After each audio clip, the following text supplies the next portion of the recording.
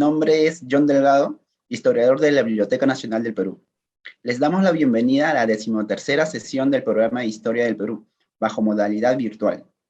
El programa tiene por finalidad contribuir a la formación de la ciudadanía en temas referentes a la historia del Perú, donde se expondrán estudios en relación a los 200 años de nuestra independencia, desde la ruptura del orden colonial hasta la República, propiciando el análisis, la reflexión y el intercambio de ideas en torno a nuestros diversos contextos.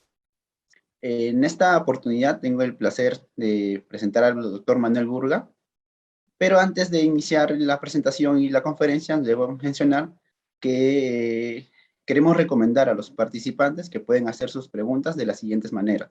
A los que nos siguen por la plataforma Zoom, pueden escribir sus preguntas en el chat, y quienes nos acompañan por el Facebook mediante los comentarios, agradecemos que sus preguntas sean precisas y breves. Bien, el profesor Manuel Burga estudió en San Marcos, donde se graduó en 1969, con una tesis sobre 9 bibliotecas jesuitas en el momento de la expulsión. Luego siguió estudios doctorales en la École de Francia y se graduó de doctor en la Universidad de París, en la Sorbona, en 1973. Ha publicado varios libros y numerosos artículos sobre temas de historia económica, política y social, para finalmente incursionar en la historia de las mentalidades. De nuevo en París, en los años de 1981 y 1982, trabajó con Jacques Le Goff en un seminario, donde nació y desarrolló gran parte de su conocido libro, Nacimiento de una Utopía, que luego concluyó en la Woodrow Wilson Center for Latin American Scholars en Washington, en 1986. Recibió el Premio Nacional de Historia con CITEC Jorge Basadre en 1989. En 1993 publicó su libro ¿Para qué aprender historia en el Perú?, en un texto fundamental para los estudiantes de historia. Fue rector de la Universidad Nacional Mayor de San Marcos y actualmente es director del Lugar de la Memoria, Tolerancia e Inclusión Social, el LUM. Bueno, a continuación damos la bienvenida al doctor Manuel Burga, quien nos presentará la conferencia De súbditos a ciudadanos, 1780-1821. Reflexiones sobre la independencia en su bicentenario. Bien, damos la bienvenida, doctor. Gracias, John, por la presentación amable. Me alegra también estar aquí en este ciclo de conferencias o cursos o charlas que han organizado ustedes, la Biblioteca Nacional, con la intención, como has indicado, John, de contribuir a un fortalecimiento de una conciencia ciudadana vinculada a esta etapa celebratoria del bicentenario. Entonces voy a tratar de pensar y exponer mi ponencia de súbditos a ciudadanos en esta perspectiva, en la perspectiva de las conferencias o diálogos anteriores, tratando de contribuir a agregar algunas reflexiones que tengan alguna particularidad y que ratifiquen algunas otras, ¿no?, para conocer mejor este proceso de la independencia, que sin lugar a dudas es una fecha decisiva para la historia del Perú. Sin lugar a dudas estamos celebrando el bicentenario y sin lugar a dudas es tan importante como la celebración del centenario en 1921, con sus diferencias y con sus singularidades. Entonces, voy al tema, de súbditos a ciudadanos. Y antes tengo que hacer una suerte de descripción de una premisa que es importante para tratar de entender mi reflexión dentro de esa premisa. Y la premisa es la siguiente. Los historiadores de las diversas generaciones, peruanos o de todas partes del mundo, miran al pasado con los ojos del presente, indudablemente, y desde su circunstancia actual, con mucha claridad. Hay temas, problemas, preguntas de la actualidad, desde los cuales los historiadores de esta época miran el pasado y tratan de entender o presentarlo desde esta realidad. Entonces las presentaciones son diferentes. Esto es lo que siempre ha hecho el investigador, lo que siempre han hecho los hombres, lo que siempre han hecho los académicos. En las universidades medievales, a partir del siglo XIII en adelante, se usaba mucho este proverbio en latín, como que era la lengua franca de la época, que decía veritas filias temporis. Lo repito, veritas filias temporis. La verdad es hija de su tiempo. Y eso nadie lo puede discutir. Lógicamente, en todos los campos, la verdad es hija de su tiempo. No nos podemos saltar periodos. Los historiadores tomaron este proverbio, la escuela europea y la escuela francesa en particular, y convirtieron a esta expresión en la historia es hija de su tiempo, ¿no? Que es más o menos una traducción de veritas filias temporis. Y los italianos, la escuela italiana de historia, donde un filósofo de la escuela italiana, Benedetto Croce, decía con toda claridad y rotundidad: la única historia verdadera es contemporánea. Este epígrafe, esta cita tan conocida, y porque la hizo muy conocida Jorge Basadre cuando lo utilizó el año 1928 en su tesis doctoral, cuando estaba en mucha presencia el pensamiento de Croce, ¿no? Toda historia, la única historia verdadera es contemporánea. Entonces, ¿por qué digo todo esto?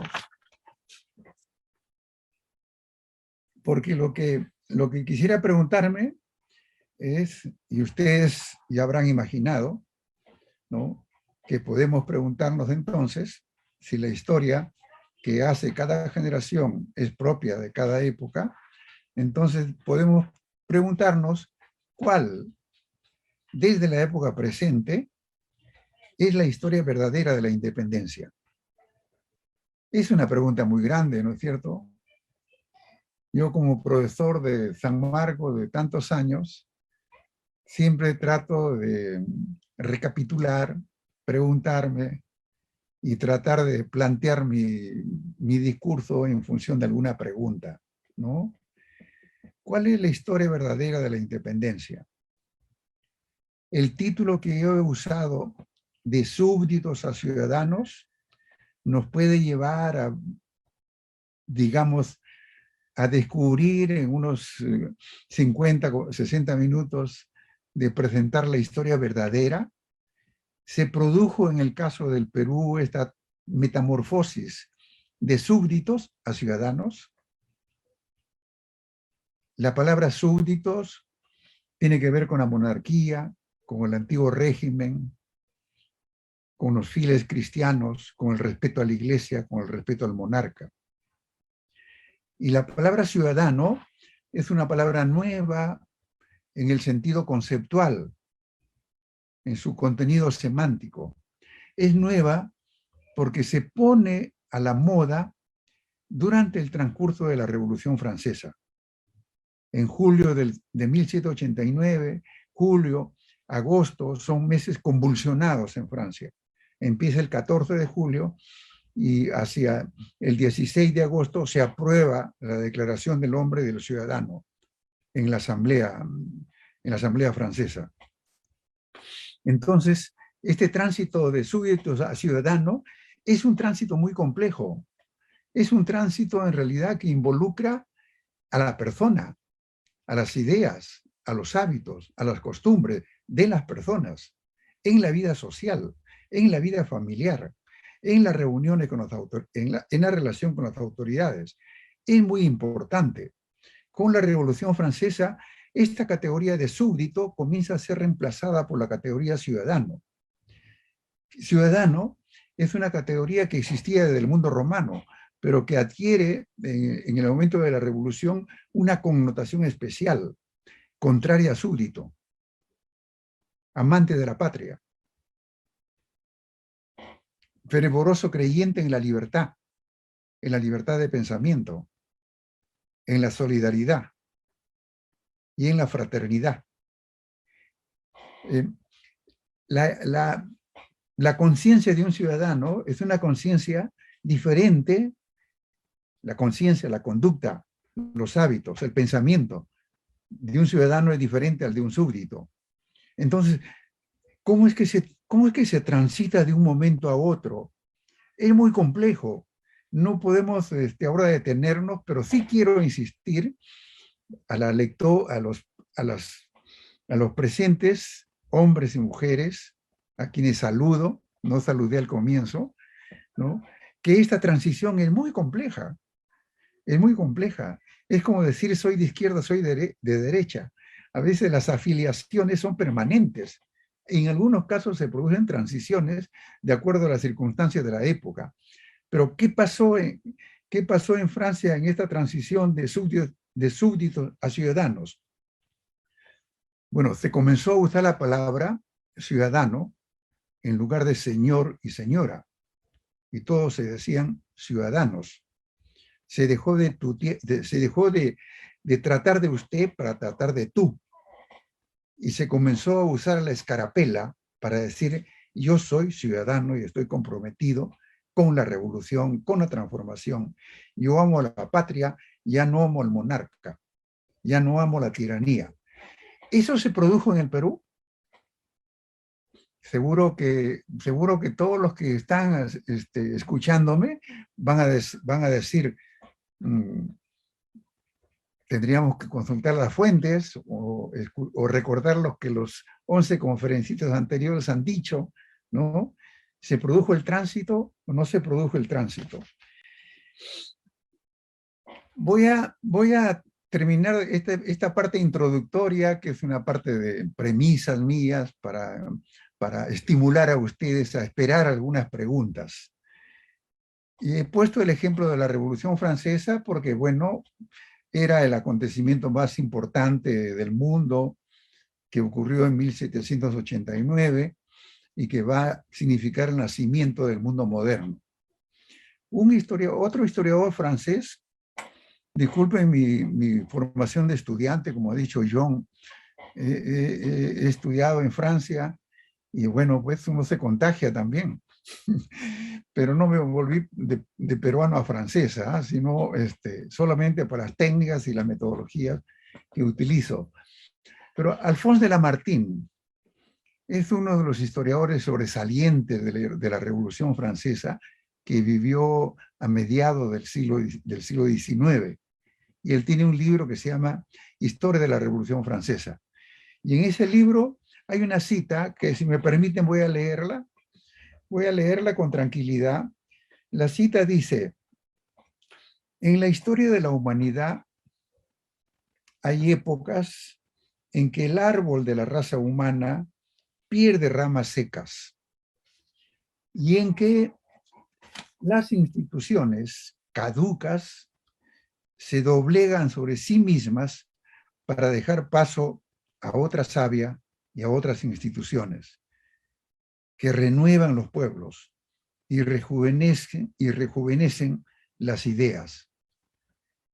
Eso ocurrió entre 1780 y 1821-24, en que se firma la capitulación de Ayacucho. Se cayeron muchas ramas, se cayeron muchas hojas, se cayeron muchas instituciones y vinieron otras hojas, otras ramas y otras instituciones a reemplazar a las anteriores. Yo ahora planteo una pregunta y no voy a responderla totalmente, pero es un estímulo para que ustedes mismos, los que nos escuchan, se puedan preguntar y se puedan formular algunas reflexiones al respecto.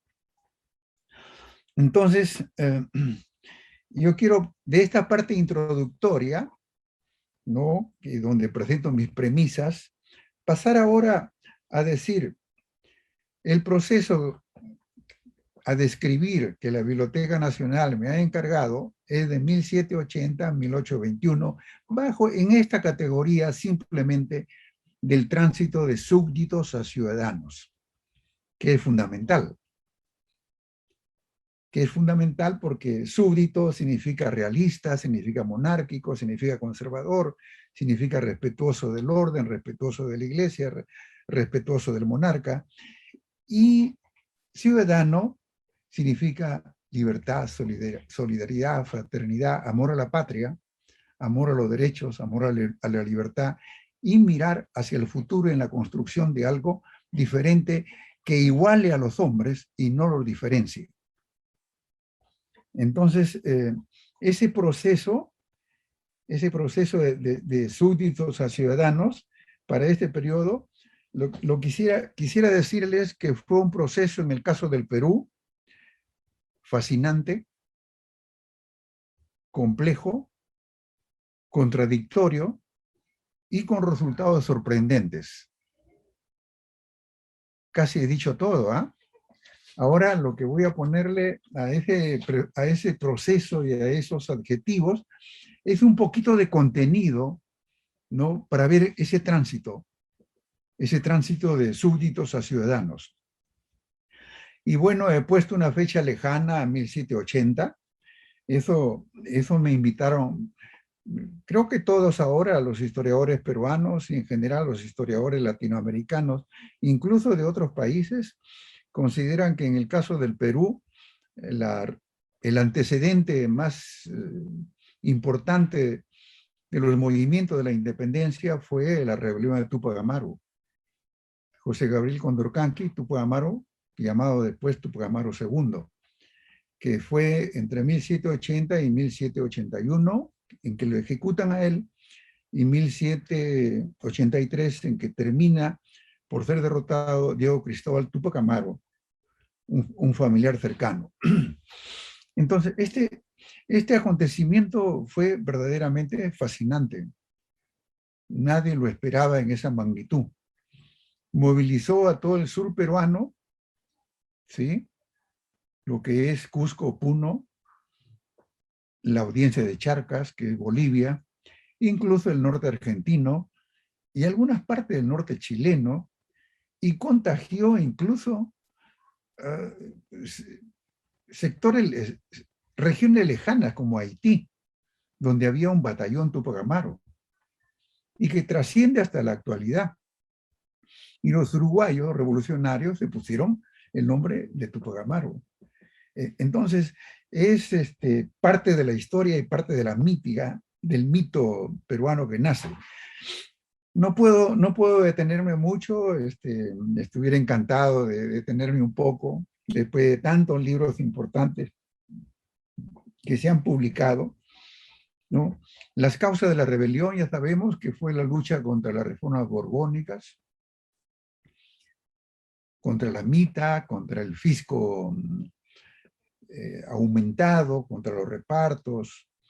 En general, la rebelión de Túpac Amaru se puede decir que fue contra el mal gobierno. Entonces, esta aspiración al buen gobierno es una vieja aspiración en contextos coloniales. Recuerden el título de la crónica de Felipe Gómez Poma de Ayala, ¿no? Nueva crónica y buen gobierno. Relataba lo malo que vivían para proponer un buen gobierno. Entonces, este era el discurso de los que vivían en el campo, de los que vivían en la ciudad y de los que eran profesores universitarios, los que vivían en la universidad. Siempre la aspiración era a un buen gobierno. En el caso de la colonia, monárquico. Y en estos casos, en el caso de Túpac Amaru, fue esa aspiración un buen gobierno monárquico. Bueno, lo que tiene de extraordinario y de fascinante la revolución es que se encaminó hacia algo diferente. Y se encaminó y comenzó a aparecer él como una suerte de reencarnación, de representante del mundo que había terminado con la conquista española. Una suerte de presencia de los incas que no era esperada y que eso motivó que la rebelión fuera duramente reprimida por el ejército colonial español. Yo quiero, para no detenerme tanto, que todos los conocemos, porque no tenemos mucho tiempo, decir Lo que dije hace mucho tiempo en alguna reunión, que Túpac Amaru, José Gabriel Condorcanqui Túpac Amaru, fue un gran rebelde. Eh, Exhibió los signos de rebeldía y para eso recurrió a esta utopía, que era la utopía del imperio inca, resurrecto, ¿no? Era un buen rebelde, pero no era un buen político y le faltó política. Eso lo dejo para que ustedes lo averigüen, ¿eh? Porque no conversó con con los otros linajes descendientes de los incas. Así como él se llamaba descendiente del último inca, habían en la ciudad del Cusco otras familias que descendían de los otros incas. Y lo que se hubiera producido era un trabajo político. Y eso no hubo. Y la rebelión fracasó. Ese es el antecedente más lejano de la independencia. Algunos discuten que Túpac Amaru no tenía nada que ver con la independencia porque no ni siquiera imaginó la independencia. El sistema republicano pero se había formado la república en Estados Unidos y que no había ni siquiera la República Francesa porque es 9 años antes de la Revolución Francesa. No importa. El intento fue de construir algo nuevo y diferente. Por eso es que es un antecedente de la República. No lo imaginó, no importa que no lo imaginó, pero el hermano de José Gabriel, que fue a la cárcel en Ceuta, su hermano Juan Bautista Túpac Amaru, su hermano, que estuvo en Ceuta 32 años prisionero después de la rebelión, y que dijo que él no era rebelde, que él no tenía nada que ver con la rebelión, y los españoles por eso no lo mataron. A pesar de que se llamaba Condorcanqui, era hermano, mitad hermano de padre y de madre diferentes, no lo mataron y lo mandaron 32 años a la cárcel.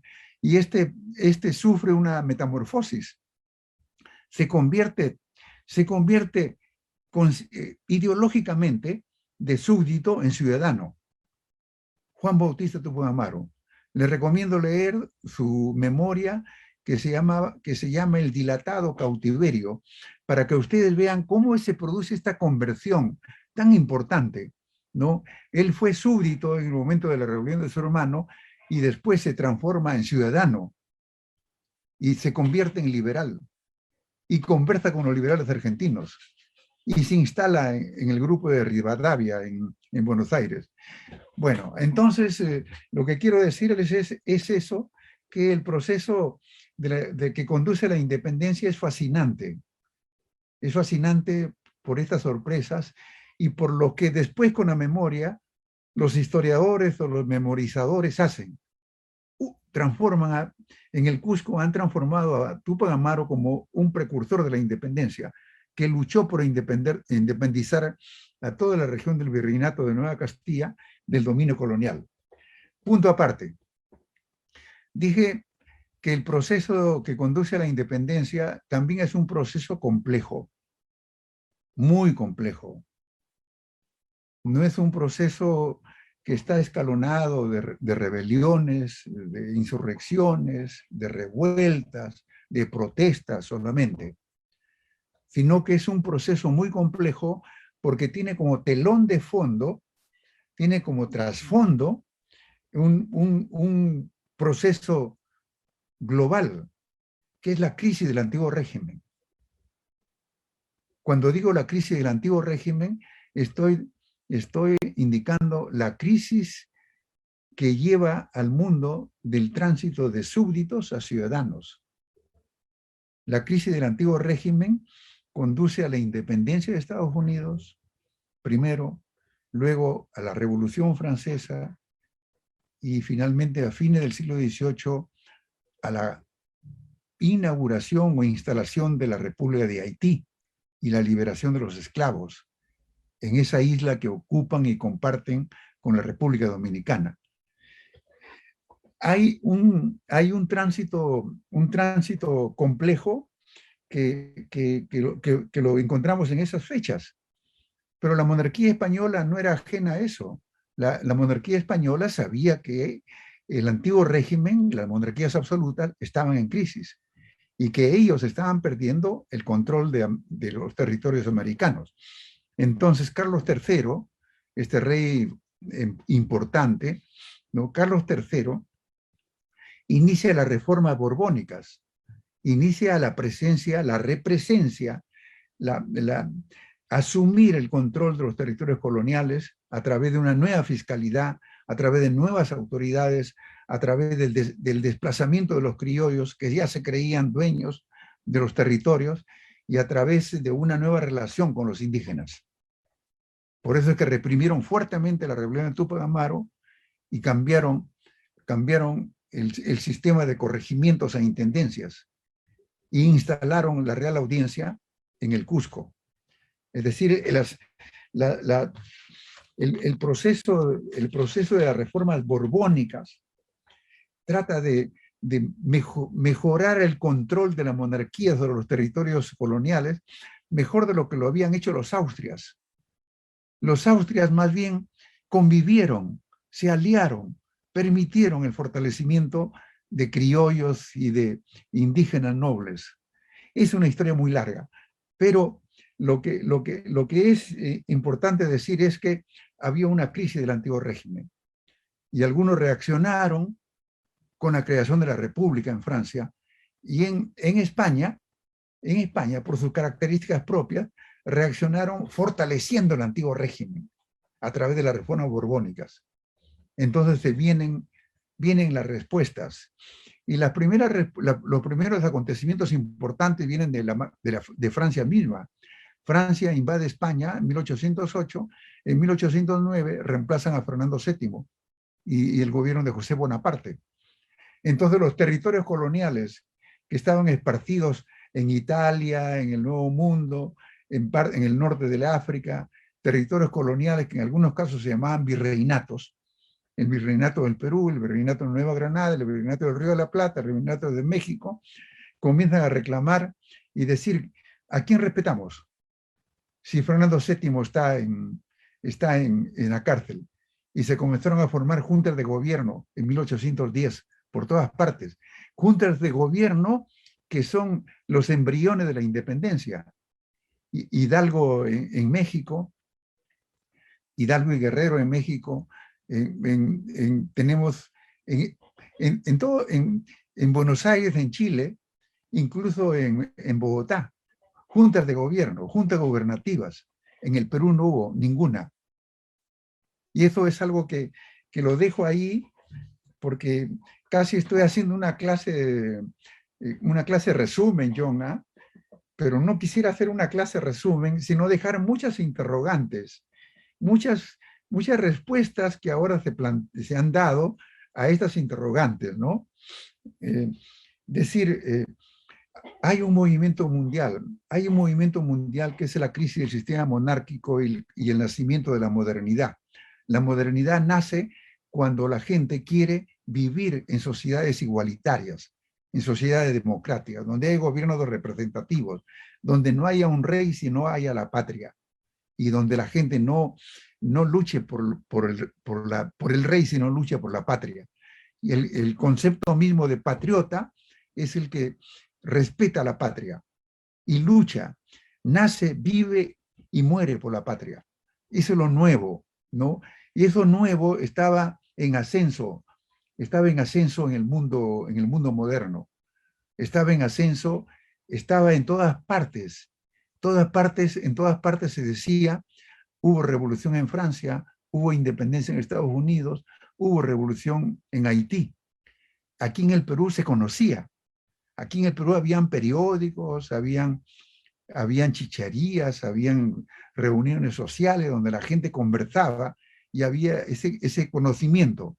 Entonces, si esta línea de la historia venía en ascenso y se producía la crisis del antiguo régimen y el nacimiento de las repúblicas, ¿qué sucedió en el Perú?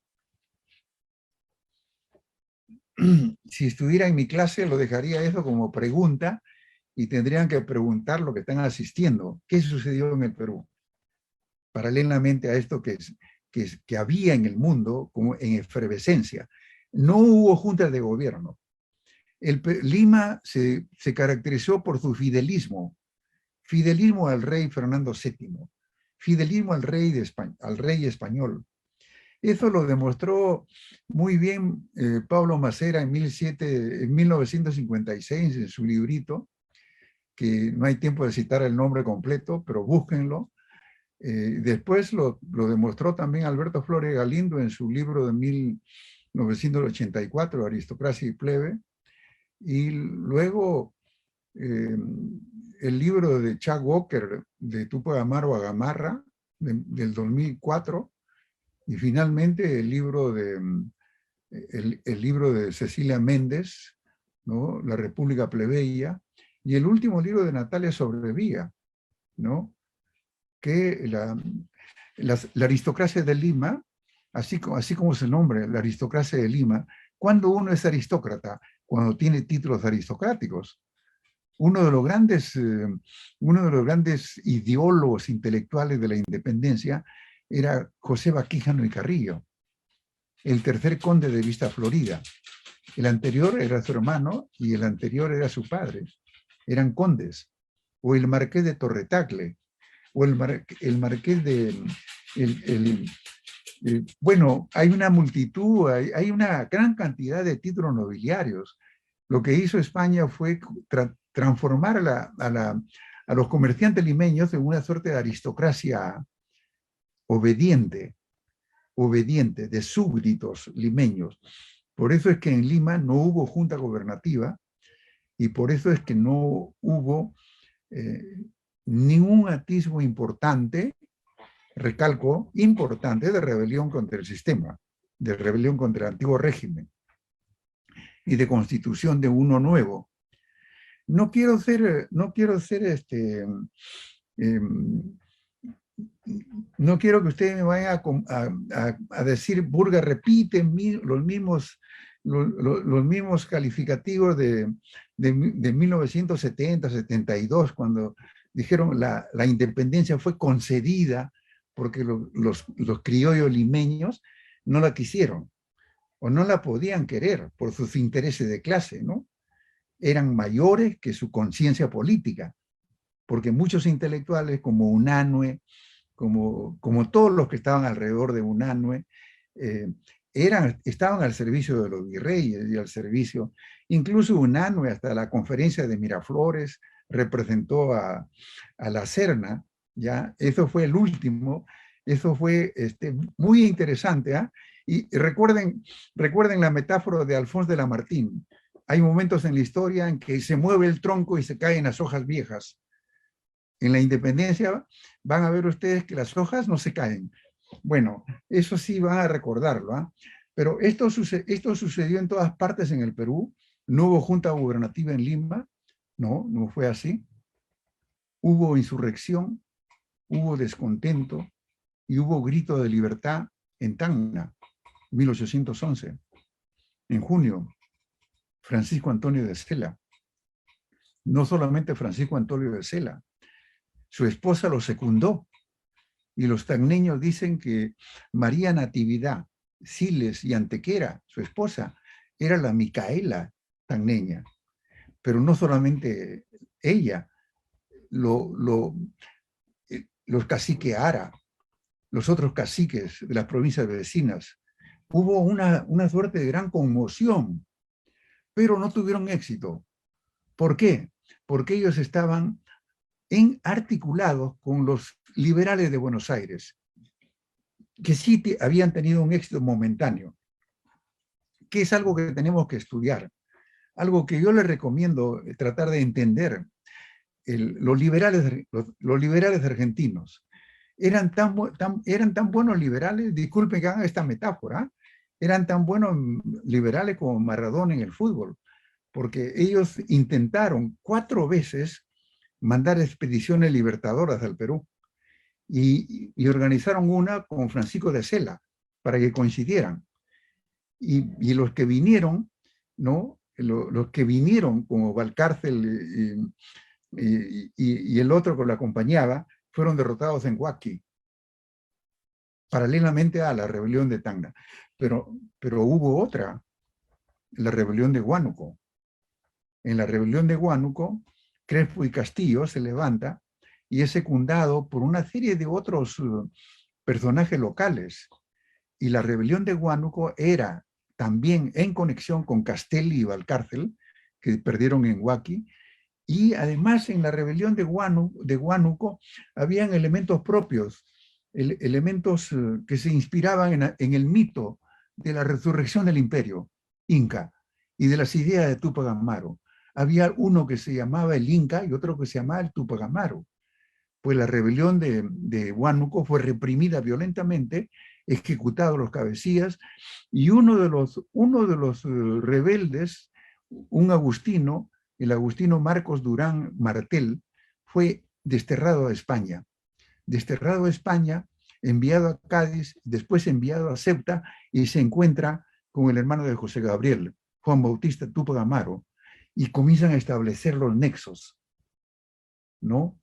Los nexos de gente que no tenía ataduras como los limeños, ¿no? Que no eran nobles, que no habían recibido títulos de nobleza, ni formaban parte del tribunal de consulado, y que estaban en libertad.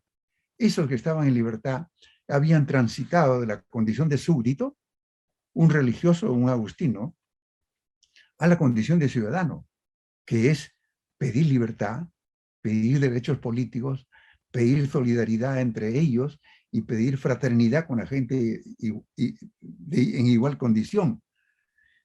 Entonces, esos dos movimientos solamente hubieron en las regiones. Les digo, hubo un tercero en el Cusco, los hermanos Angulo y Pumacagua, Mateo García Pumacagua, 1814-1815.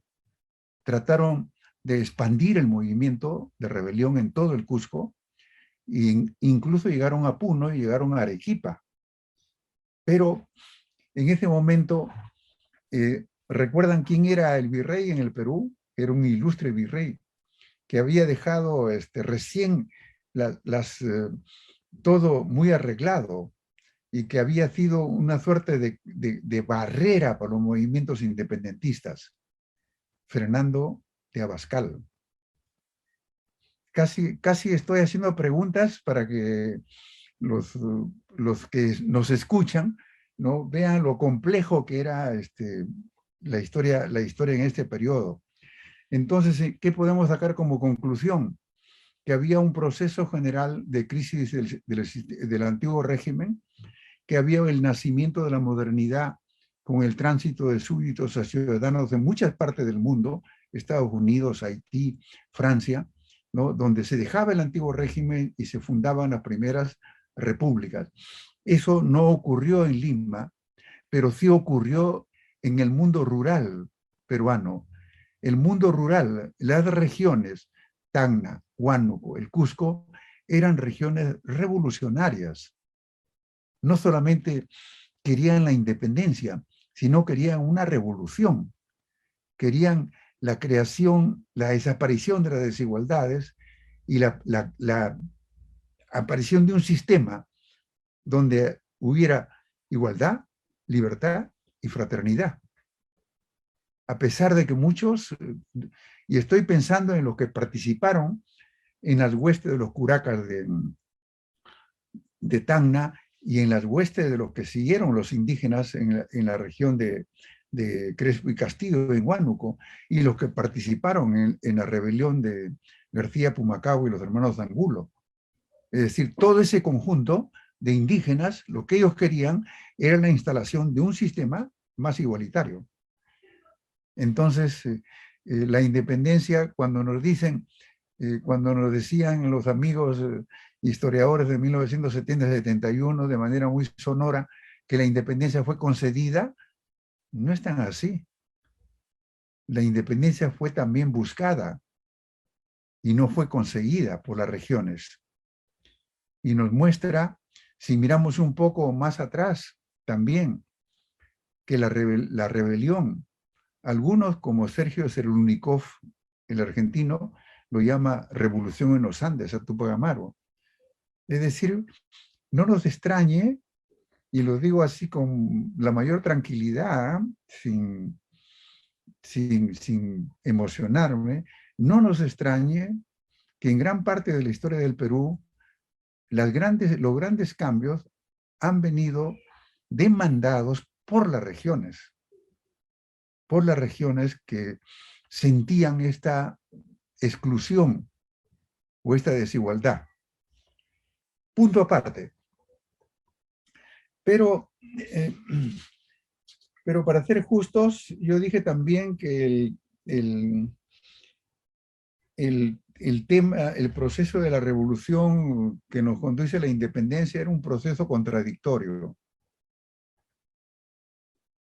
Contradictorio porque los peruanos en general, no quiero decirlo con rapidez, se caracterizaban por ser buenos súbditos. En Lima, muchos de los intelectuales que conocemos, que participaron en la sociedad amante del país, de que publicaron el periódico o la publicación periódica llamada El Mercurio Peruano, y que hicieron los primeros grandes estudios para descubrir que el Perú es una patria diferente a otras patrias que existen en el mundo. Sin embargo, eran contradictorios, porque a pesar de que sabían lo que ocurría en el mundo, a pesar de que sabían lo que debían hacer, tenían sus intereses muy comprometidos y terminaron siendo buenos súbditos hasta el final.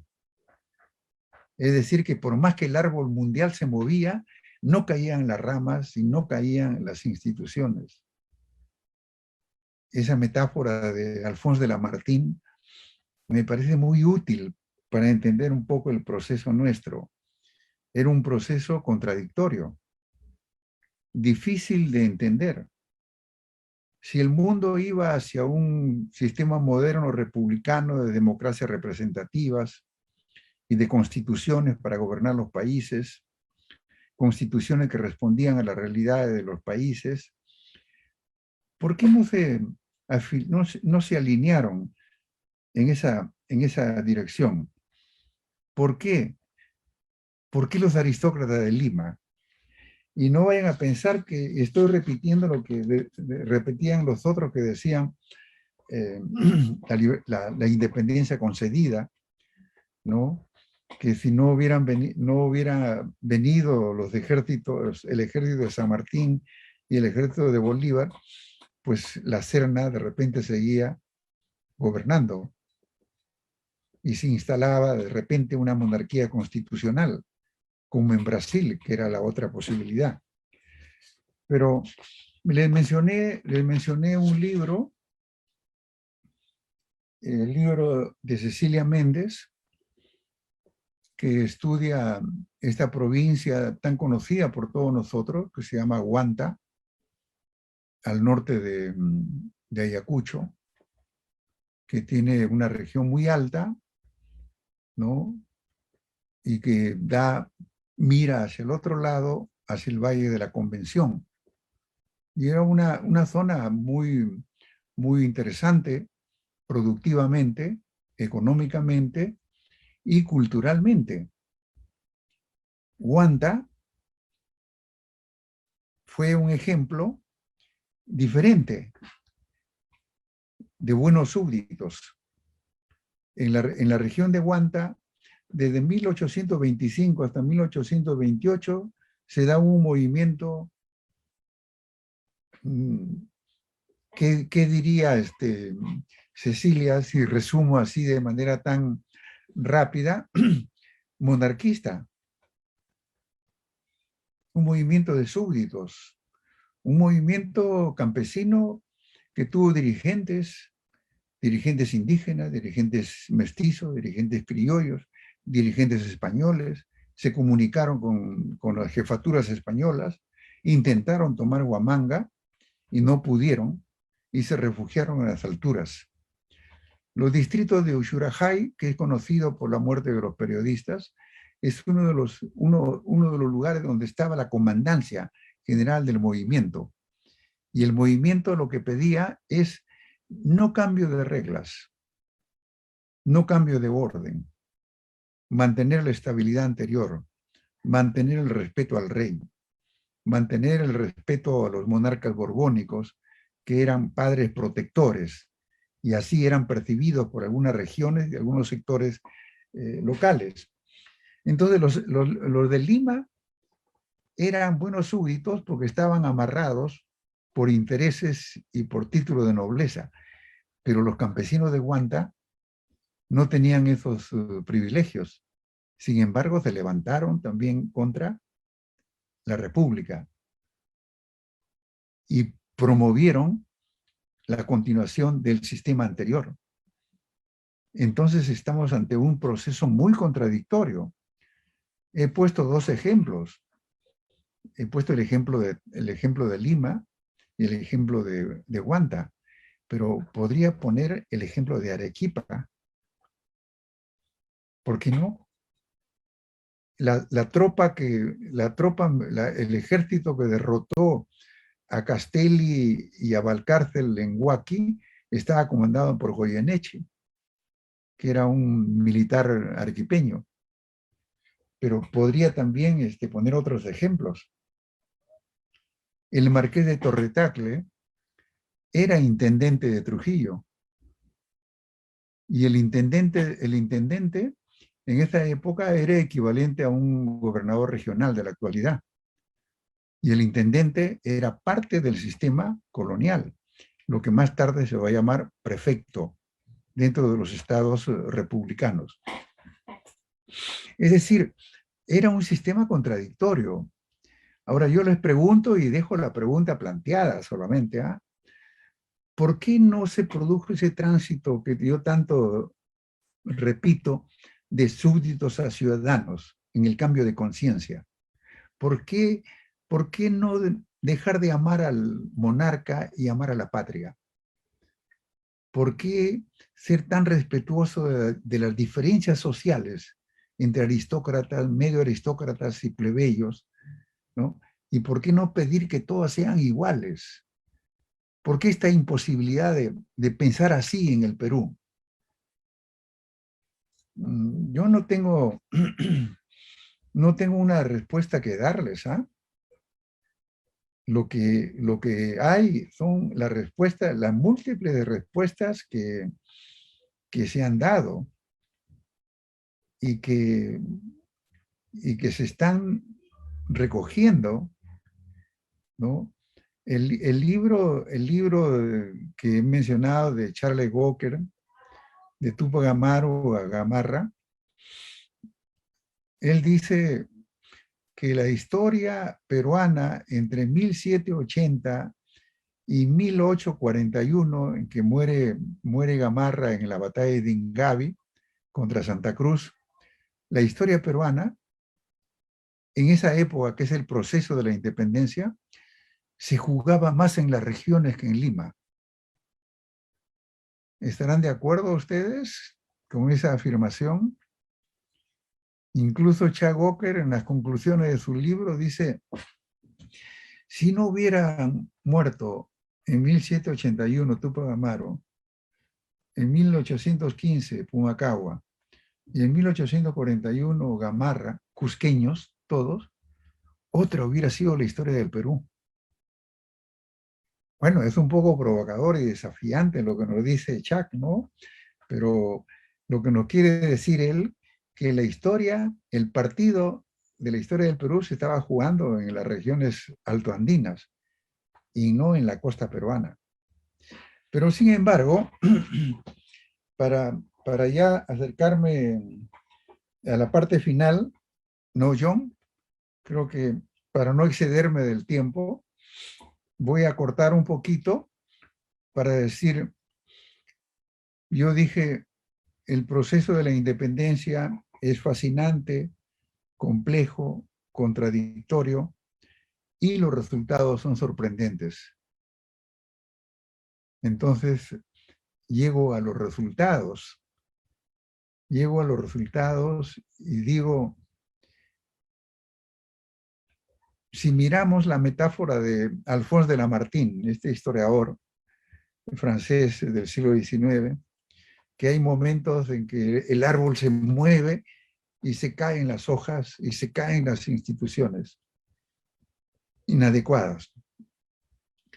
Pues en el proceso de la independencia, el árbol se movió cuando llegó San Martín y Bolívar, pero los criollos cambiaron de bando y las hojas que eran monarquistas se convirtieron en hojas patriotas y republicanas.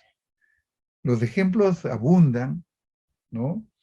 José Baquijano y Carrillo murió en 1817 y murió en Sevilla, pero otros vivieron y se produjo este tránsito, ¿no? Se volvieron todos, a la llegada de San Martín a Paracas, comenzaron a convertirse en republicanos. El ejemplo más ilustre probablemente sea Hipólito Unanue, el intelectual, el médico, que fue secretario de Virreyes, representante de Virreyes, y después partidario de San Martín, y finalmente ministro de Bolívar. Pero él no fue el único. El marqués de Torretagle, ¿no? José Bernardo Torretagle, marqués de Torretagle, intendente de Trujillo, declaró la independencia. Dijo, esta bandera no vale, tomó la bandera bicolor y declaró la independencia en Trujillo, y también los de Lambayeque hicieron lo mismo y los de Piura hicieron lo mismo. Y los caciques de Huaranca, de Cajamarca, no entendían qué estaba pasando, ¿no? Y también se plegaron al movimiento nuevo, a la novedad. Entonces, no se produjo esa limpieza que se produjo en contextos revolucionarios, en contextos de transformación. Entonces, ¿cuáles son los resultados? Bueno, los resultados casi ustedes los pueden imaginar, ¿no es cierto? Yo diría que a mí me impresionó mucho en el lugar de la memoria cuando hacemos recorridos virtuales para mostrar la muestra permanente e invitamos a personas que han vivido los años de la violencia de diferente manera y ellos hacen el recorrido y cuentan sus experiencias. Y uno de los últimos recorridos lo hizo la señora Luzmila Chiricente. Quizás nunca han escuchado ese nombre de la señora Luzmila Chiricente. Ella es una dirigente asháninca de Ucayali, de la población indígena más importante demográficamente en el Perú, ¿no? Los asháninca, que tienen por encima de 50.000 personas. La señora Luzmila le dijimos, ¿cuál es su sueño hacia el futuro, señora? Y ella dijo, lo que anhelamos todos nosotros, los asháninca, es que nos consideren ciudadanos como los demás peruanos. ¿Qué significa eso? Que ese tránsito de súbditos a ciudadanos no se realizó como se esperaba. Que lo que triunfó, que los dos revolucionarios importantes que llegaron, San Martín, Monteagudo, bueno, no voy a leer la lista, Bolívar, Sucre y su maestro Simón Rodríguez y su acompañante Manuela Sáenz, que eran convencidos liberales, convencidos republicanos de la transformación de todos en ciudadanos, se fueron y lo que quedaron fueron los grupos más conservadores dentro de los caudillos militares. Gamarra y Santa Cruz representaban formas más conservadoras y las formas más liberales que se podrían acercar al concepto de ciudadanos y una república diferente eran Lamar, Orbegoso, Salaverry, que perdieron. Entonces, el proceso de la independencia nos conduce a resultados que no habíamos previsto. Si decimos Una institución es el orden fiscal. ¿Quiénes mantienen el presupuesto público? En la colonia eran la contribución de indígenas, el tributo indígena, y las otras cosas que circulaban como fiscalía para la minería y para el comercio, pero había una tributación comercial. El tributo personal, la contribución personal de indígenas sigue hasta 1854. Y la esclavitud, que en primer momento fue declarada libertad de vientre por San Martín, después continúa hasta 1854, porque gran parte de los limeños no solamente eran comerciantes, eran mineros, eran hacendados, y las haciendas funcionaban con una gran población de esclavos y de libertos, que eran medios esclavos. Entonces, esta suerte de sueño, pesadilla, de la revolución, de la instalación de la república como expectativa, no se cumplió cabalmente.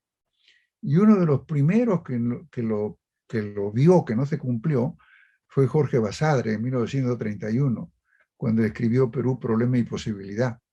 Y él dijo, la república y la independencia es una promesa de una vida mejor. Y esa promesa de una vida mejor, en labio de la señora Luzmila Chiresente, nos parece que fue una promesa incumplida. Y gran parte de la historia del Perú se debe ahora encaminar hacia el cumplimiento de esa propuesta, hacia la atención a las regiones. Si no atendemos a las regiones se nos vienen a nosotros, como parece ya. Con eso he concluido, John. Muchas gracias, doctor. Muy importante lo que nos ha mencionado y a veces parece tan vigente todo lo que nos ha mencionado que algo que ha sucedido hace 200 años atrás. Bueno, y muy impactante la respuesta que le dijo la señora Chirisenko, si no me acuerdo el apellido. Chiricente. Chiricente, sí, importante que aún hay unas brechas que todavía nos faltan por cerrar, ¿no? Y bueno, ahora pasamos a una ronda de preguntas, mientras que estamos viendo que vayan llegando. Quisiera, sobre un asunto que nos mencionó, que no hay una respuesta clara de por qué nos fuimos de súbditos a ciudadanos, porque bueno, uno no nace súbdito de un día para otro, ¿no? O no nace ciudadano de un día para otro. Pero quizás, si nos puede mencionar algunos aspectos de qué se hizo ya en la República para tener esta idea de ciudadanos y que la gente tenga estas prerrogativas.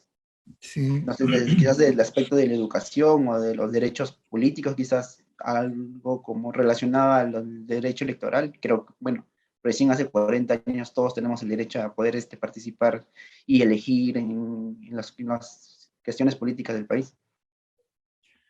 Una respuesta muy fácil es que no se desarrolló una cultura ciudadana, una cultura política diferente, ideas que cambiaran a los ciudadanos, porque el legado de la colonia era muy fuerte.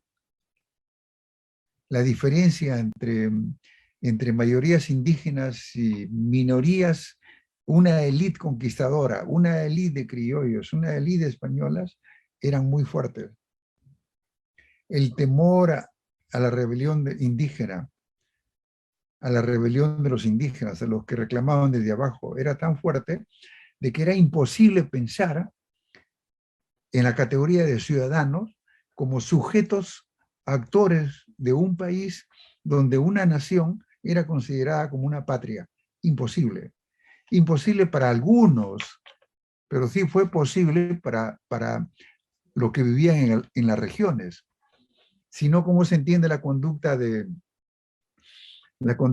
Francisco Antonio de Sela, que él reclama, da el grito de libertad y mira a Buenos Aires.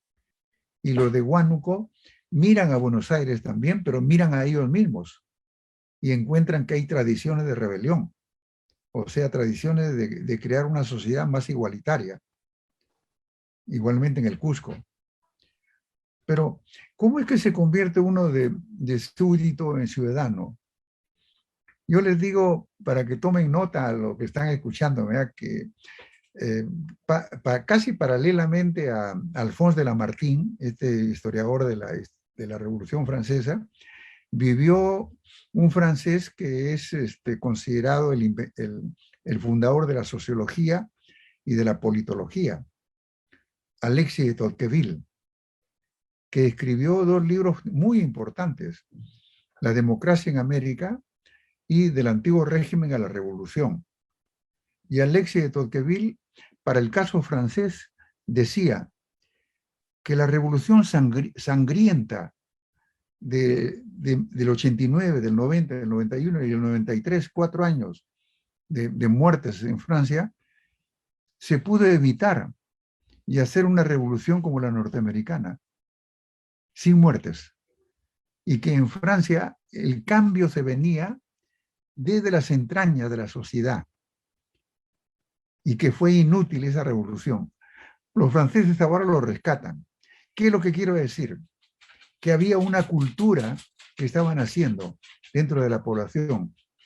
La cultura por el amor a la patria, la cultura por la crítica a la iglesia, comprometida con las monarquías, la crítica de mirar a los otros como iguales, ¿no? De desconocer las órdenes sociales y tratar de mostrar una sociedad más igualitaria. Eso se aprende en la vida cotidiana. Y eso ya había como sótano de la revolución, estaban esas nuevas actitudes. Es por eso que las militancias fueron casi instantáneas en ese caso. Pero aquí en el Perú no era posible, porque los súbditos, en su mayoría, eran indígenas y eran mirados como indígenas. Y a los indígenas, con la creación de la República, los siguieron tratando como indígenas. Es decir, no hubo esa aceptación que va a ocurrir después en el siglo XX, y en particular en la época de Augusto Beleguía, y en particular con la Constitución de 1920. Bueno, ya me explayé, John, a tu pregunta, pero bueno. No, muchas gracias, profesor, por sus comentarios. Bueno, primero le hago llegar los saludos de todos los asistentes. Están muy agradecidos por su ponencia. Una pregunta que viene del Zoom. Teniendo en cuenta que nos ha mencionado que antes del proceso independentista de San Martín y de Bolívar, hubo movimientos regionales, como nos ha mencionado en Tacna, en Huánuco, en Cusco. Si se considera que hubo una fuerte movimiento regional, ¿no? y que generó todos estos movimientos que buscaron independencia, si en el momento de la ruptura ya con la corona española, se tuvo una iniciativa desde las regiones no sé, de separarse de la metrópoli, que por lo visto era el foco más conservador en la colonia. Bueno, tengo que decir que en Descargo de Lima, no todos los aristócratas criollos limeños eran de la misma actitud. Por ejemplo, José de la Riva Agüero y Sánchez Boquete escribió 28 causas de la independencia de América y se publicó en Buenos Aires, no se publicó en el Perú. Y eso durante el momento en que dejaba el gobierno Fernando de Abascal y venía Pezuela. Es decir, en pleno movimiento, en plena situación colonial, había algunos criollos limeños que apostaban por la República. Y igualmente el conde de la Vega del Ren apostaba por la República. Pero no solo ellos, ¿ah? Y aquí digo algo que es novedoso. En la exposición que hemos organizado en el LUM sobre las independencias regionales, que invito a todos los que nos están escuchando a visitarla, se muestra aspectos nuevos.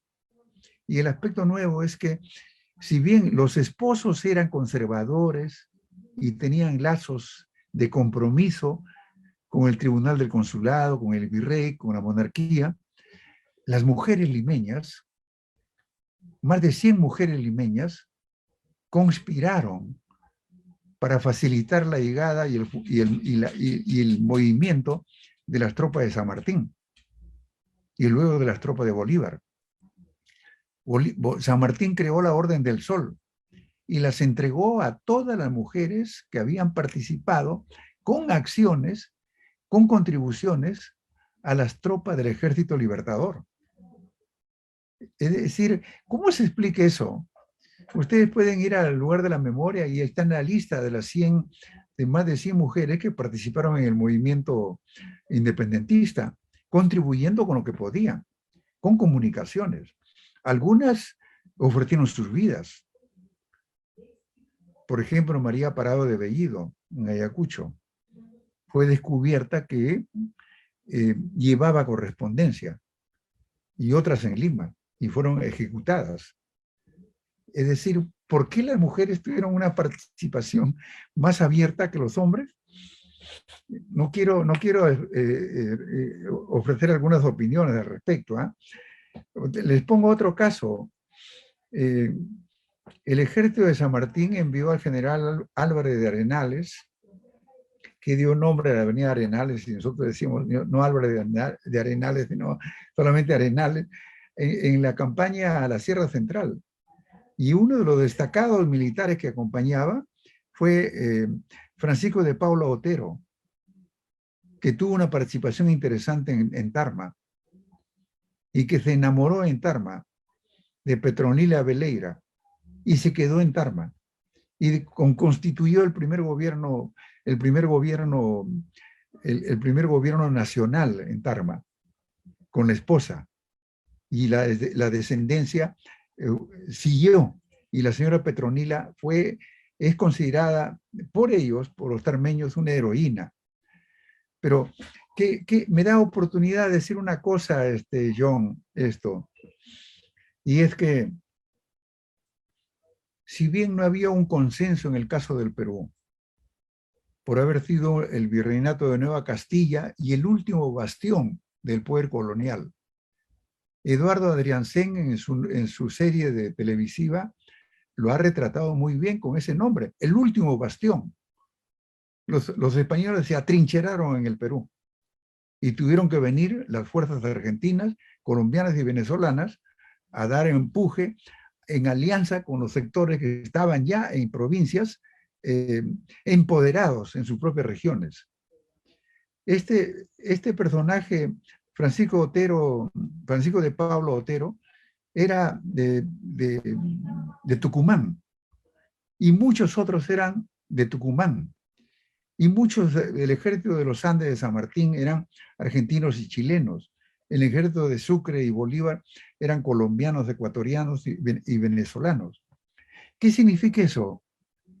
De que si bien en el Perú, por las dificultades propias del virreinato peruano, no había un consenso que de la noche a la mañana aclamaran y salieran a las calles gritando ¡Viva la República!, había un consenso latinoamericano.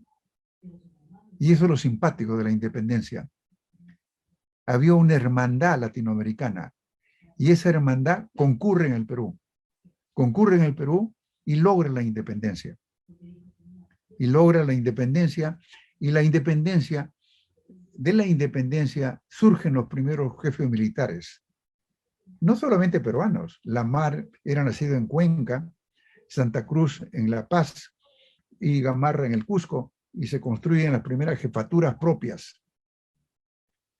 Entonces, si bien la independencia se puede criticar de muchas maneras, la independencia es un ejemplo de la solidaridad latinoamericana, muy importante, que hubo una conexión con el mundo. Yo no miro a ellos como que la trajeron, ¿no? La trajeron porque fueron bien recibidos. Para ponerle la Orden del Sol a 110 mujeres que participaron en la conspiración y en los correos informales, y después Bolívar entregarle las La condecoración similar significa de que había un ambiente en ebullición y que las mujeres empujaban a los maridos a ir al combate. ¿Ah? Nos quedan unos minutitos todavía.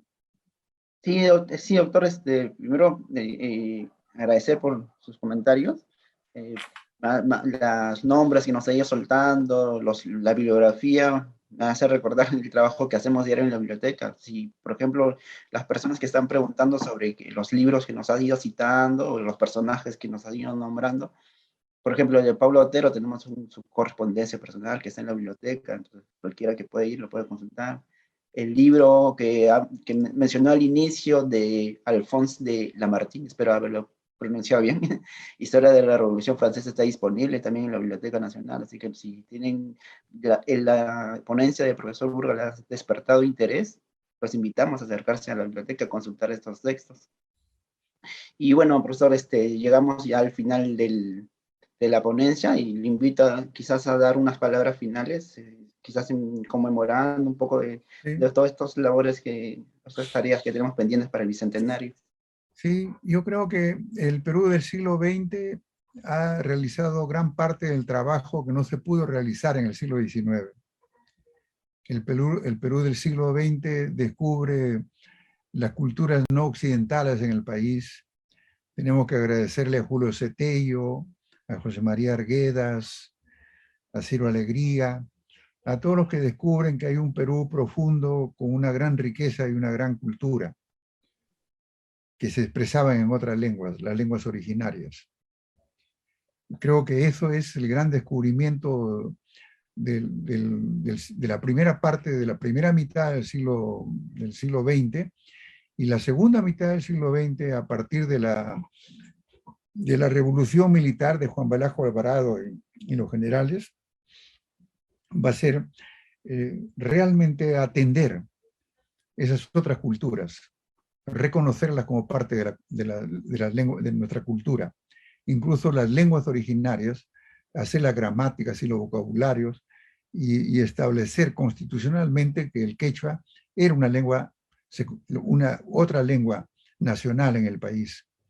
Y creo que en la actualidad, ya en el siglo XXI, cuando conmemoramos el Bicentenario, la apuesta es ya no solamente por reconocer la diversidad cultural, sino por establecer los puentes interculturales. Y el Ministerio de Cultura se ha creado con esa finalidad de establecer los puentes culturales, de no tener ese error de querer peruanizar a los que ya son más peruanos que nosotros, sino establecer comunicaciones efectivas que nos permitan crear un país multicultural e intercultural, diferente, tal como lo habían soñado probablemente muchos en el siglo XX. Muchas gracias, John. Muchas gracias, profesor. Como saben, esta es la última sesión del programa de Historia, la segunda edición de forma virtual. Damos hoy día por concluida una jornada muy gratificante con la asistencia de ustedes y con la ponencia de sus invitados. Para terminar y para dar clausura a este programa, vamos a tener las palabras de Fabiola Vergara, a quien le damos la bienvenida.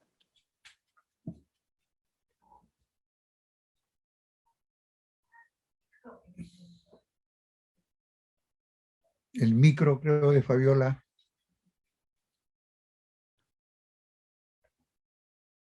Sí, a ver, Fabiola Vergara, quien es directora de la Dirección de Acceso y Promoción de la Información de la Biblioteca Nacional del Perú, nos va a dar sus palabras de cierre, de clausura del programa. Muchas gracias, doctor Burga, muchas gracias, John.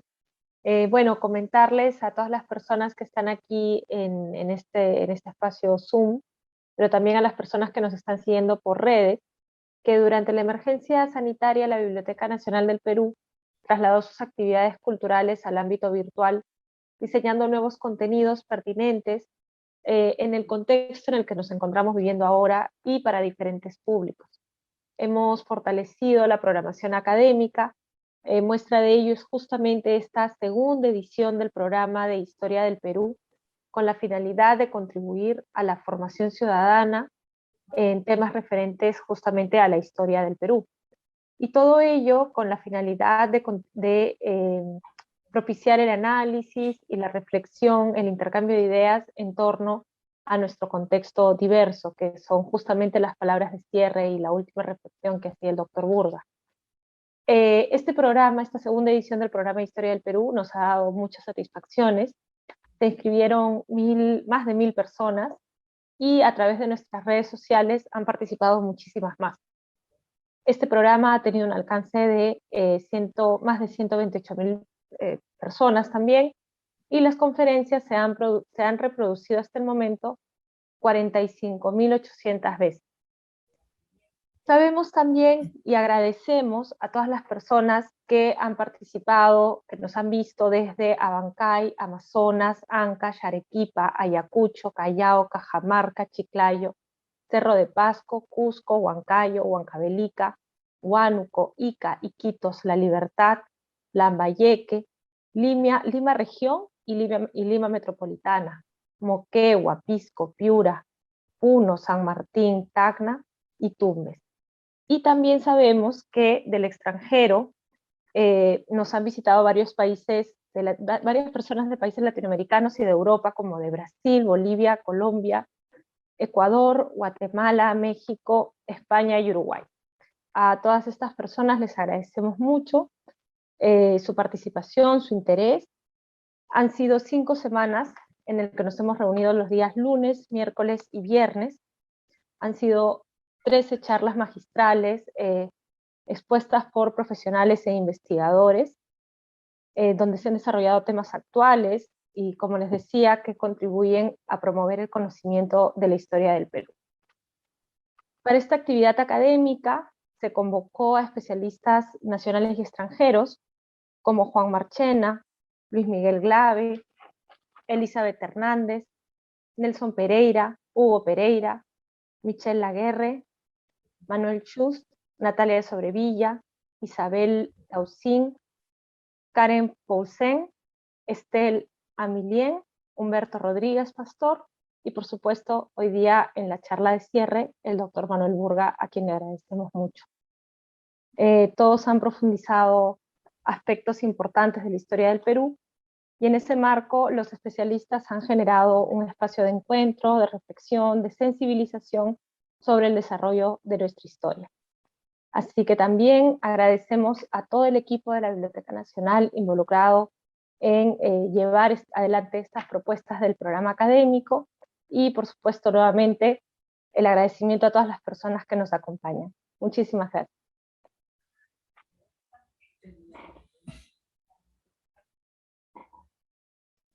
Gracias. Antes de concluir con la sesión de hoy, les comentamos que todas las sesiones están siendo grabadas y se compartirán próximamente en las redes sociales de la institución, tanto en Facebook, YouTube y en nuestro podcast.